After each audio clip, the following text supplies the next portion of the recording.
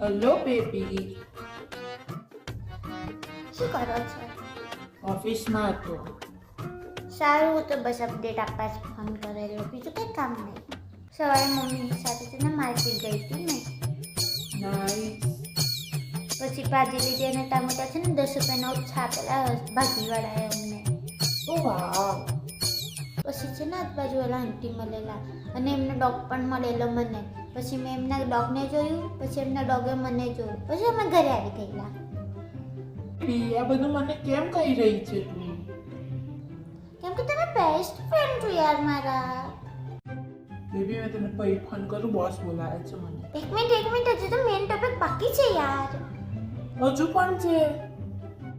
બસ એટલું જ. હવે તમે કહો, તમે શું કર્યું આખો દિવસ? હું એ તો બસ તમારો અપડેટ સાંભળ્યો. કેટલું કેરિંગ છો તમે. કોલ 5 મિનિટની કીધી હતી અને અપડેટ તમારી 45 મિનિટની હોય.